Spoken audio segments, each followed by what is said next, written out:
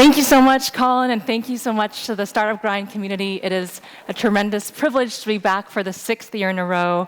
Google for Entrepreneurs is so proud to be a global partner. And today, it's especially a highlight for me to welcome back one of the greatest mentors and leaders I know in the industry, Bradley Horowitz. Welcome to Startup Grind. Thank you. It's so great to be here.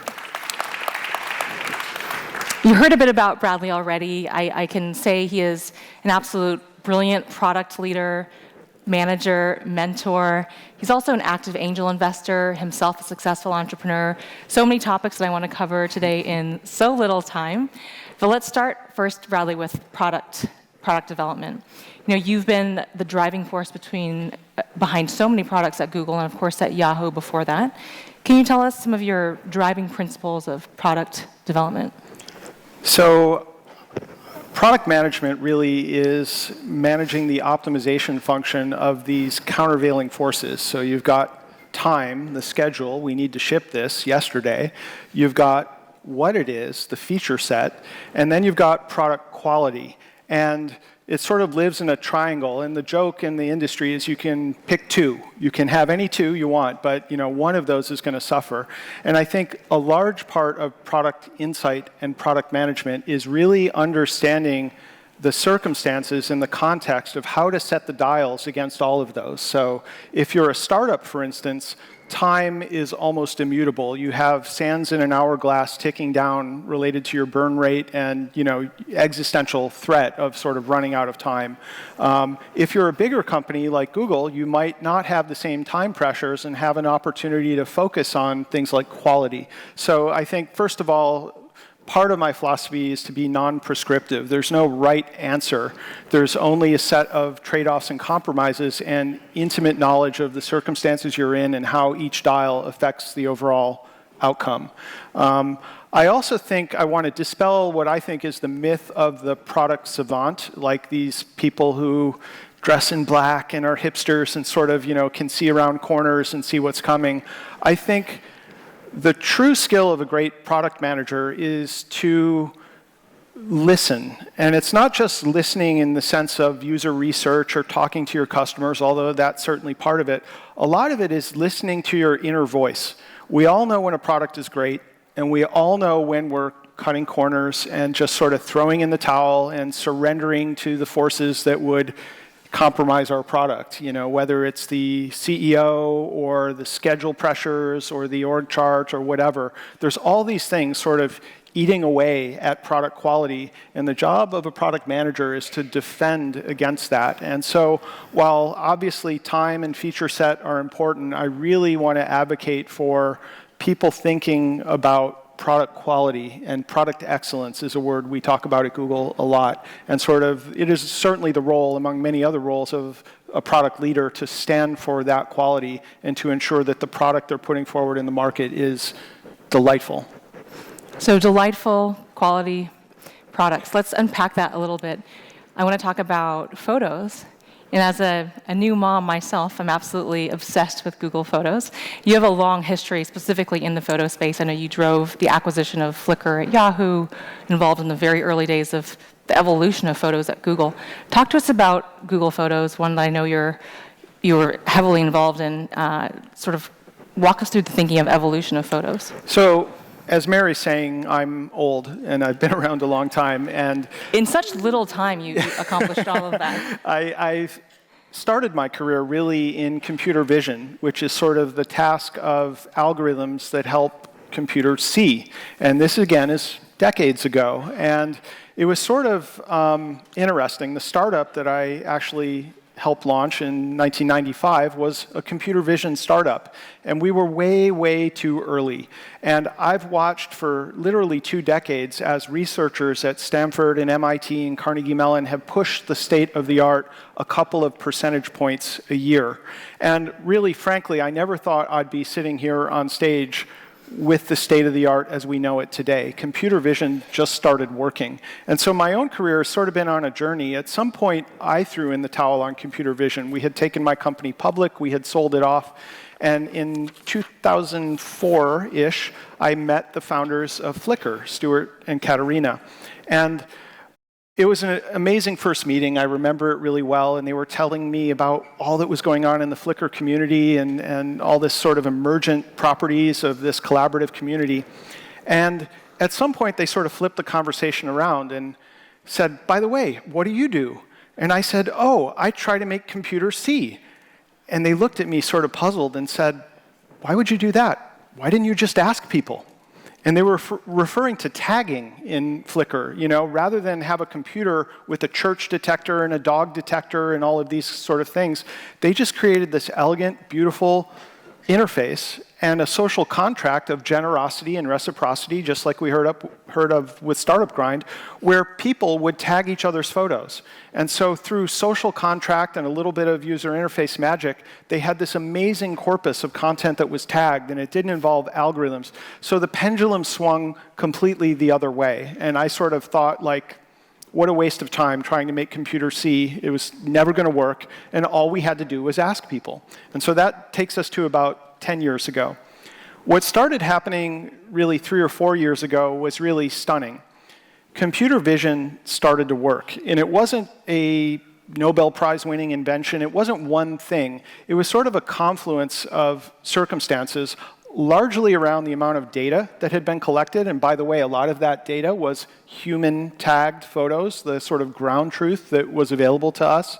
And a lot of it was the computing power and the sort of advances in deep learning. So all of these things started to happen such that we now had a situation where it wasn't about sort of brute force heuristic algorithms on the computer, nor was it about humans doing all the work. It was sort of a best of both worlds, where computer vision, using the ground truth and data sets that were human generated, was working at sort of an unprecedented level.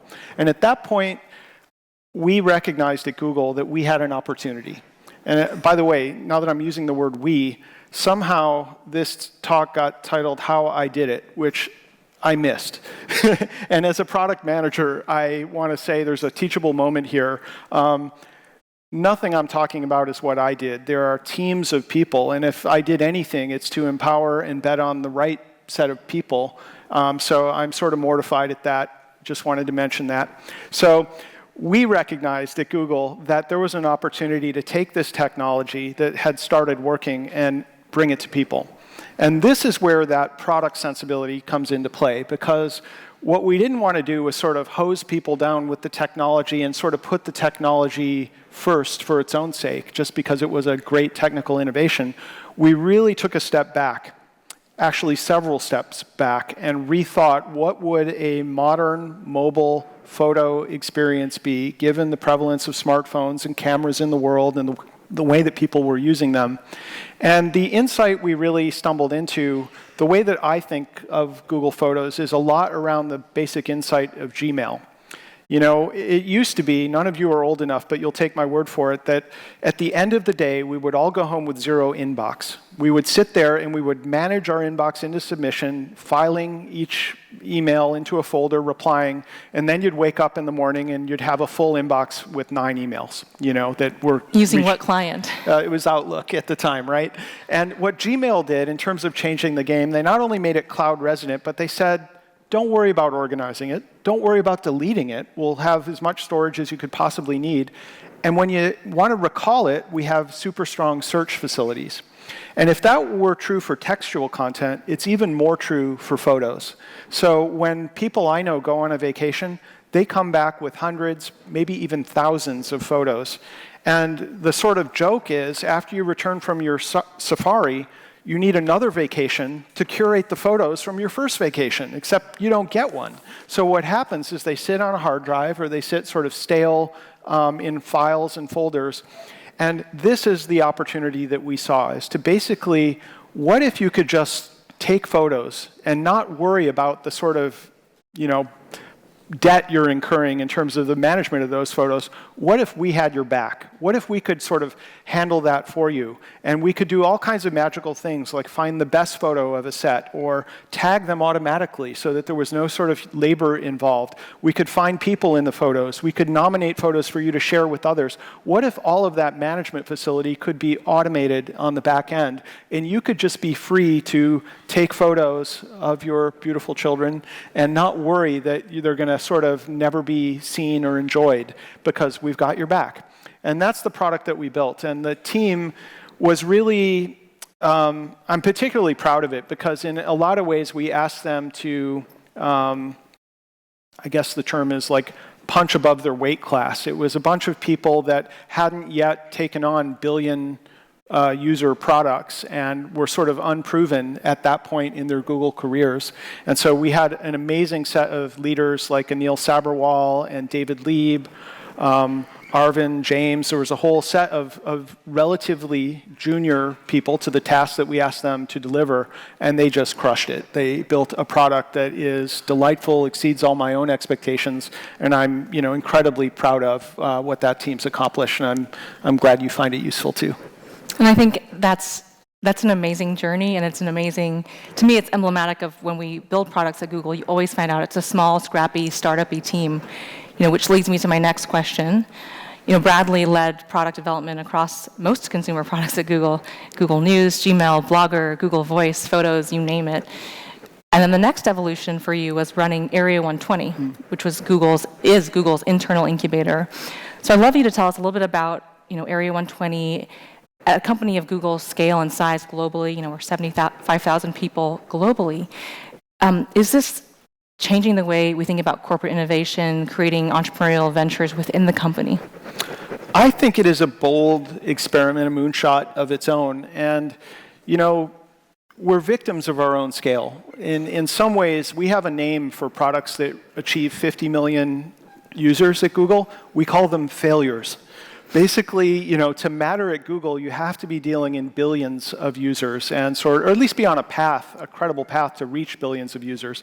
And that's an incredibly high bar to sort of step up to a new opportunity and say, how am I going to build this to reach billions? Our infrastructure is designed to support things at that scale. So when we build a Hello World product, it is fault tolerant, runs in multiple data centers around the world, is served in 20 milliseconds, is translated into 60 languages, and can scale to billions of users. But that's a lot of infrastructure and overhead for experimental products that may or may not ever reach 1 million users. And so it was clear that while we have become really good at our craft and building products for billions, that there was an opportunity to be more playful, more experimental, and take on more risk. And so in a lot of ways, that's what Area 120 is. It's sort of an internal incubator for people to try ideas that may or may not reach the scale of Google, but to learn from those experiences, to learn from not only the experiments themselves, but the small team structure that you're describing, because I agree with Mary that small teams of dedicated, passionate people are the only thing that ever works anywhere, whether it's at Google or at any other company of any scale. There's always a core set of passionate people that are driving these things forward. And so Area 120, it's been around about 18 months, and I think it's still early as we sort of work through the life cycle of what it is we're trying to do in cohorts.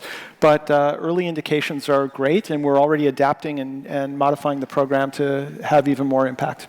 I think it's a really interesting model that I'm closely following to see how large organizations continue to innovate rapidly and maintain that culture. So Bradley, you've had a tremendous influence on so many people at Google and outside of Google, myself included. I wanted to ask you, who are your main influences? So I think it's easy to turn first to the people I've had the luxury of working for, ultimately Larry and Sergey, who are amazing thinkers, visionaries, leaders. Sundar, Jeff Weiner from now LinkedIn, now Microsoft. So I've been really fortunate to work for great leaders who've taught me a tremendous amount.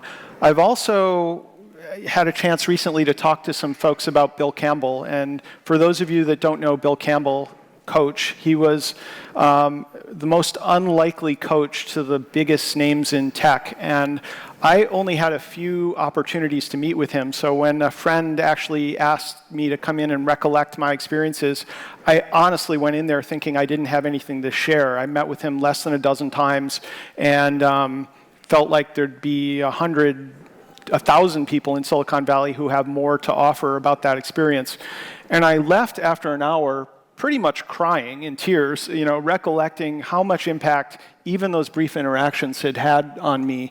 And the wisdom of Bill Campbell was nothing you don't already know. I mean, I think that's one of the hallmarks of truth, is it's not, 5 secret formulas. It's what you already know. And one of the books I recommend to people often is by Ben Horowitz, which is The Hard Thing About Hard Things.